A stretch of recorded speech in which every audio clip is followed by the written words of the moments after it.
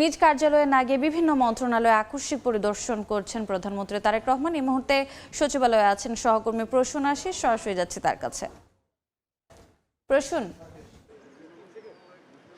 দেখুন, অন্যান্য দিন কিন্তু প্রধানমন্ত্রী তারেক রহমান সচিবালয়ে প্রবেশ করেই তিনি তার নিজ দপ্তর মন্ত্রিপরিষদ বিভাগে সেখানে কার্যালয়ে বসেন এবং গত কয়েকদিনে আমরা যেটা দেখেছি যে একগুচ্ছ কর্মসূচি নিয়ে তিনি ব্যস্ত ছিলেন। আজও কিন্তু নির্ধারিত বেশ কিছু কর্মসূচি রয়েছে এবং বেশ কয়েকটি মন্ত্রণালয়ের মন্ত্রী প্রতিমন্ত্রীদের সঙ্গে সৌজন্য সাক্ষাতের নির্ধারিত কর্মসূচি রয়েছে। কিন্তু আজ একটি অভিনব কর্মসূচি আমরা দেখছি।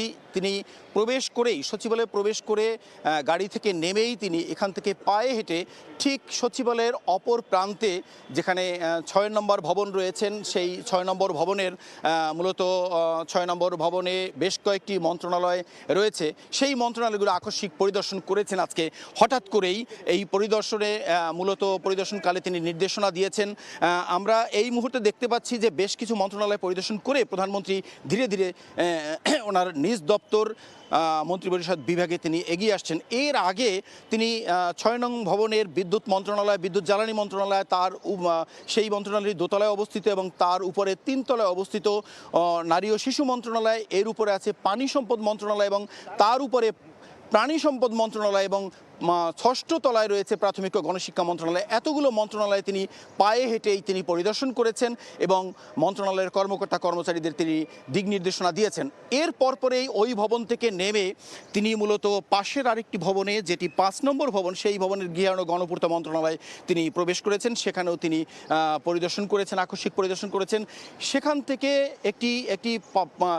আরেকটি ভবনে যাওয়ার একটি ব্রিজ রয়েছে, একটি সেতু রয়েছে, সেই সেতু দিয়ে পার হয়ে তিনি স্বাস্থ্য মন্ত্রণালয় এবং বাণিজ্য মন্ত্রণালয়ে তিনি পরিদর্শন করেছেন। তারপরে জনপ্রশাসন মন্ত্রণালয় হয়ে এই মাত্র তিনি এতগুলো মন্ত্রণালয় পরিদর্শনের পরে তিনি প্রধানমন্ত্রীর নিজ দপ্তর, যেটি মন্ত্রিপরিষদ বিভাগে অবস্থিত, এটার সেই মন্ত্রণালয়ে তিনি আসলেন।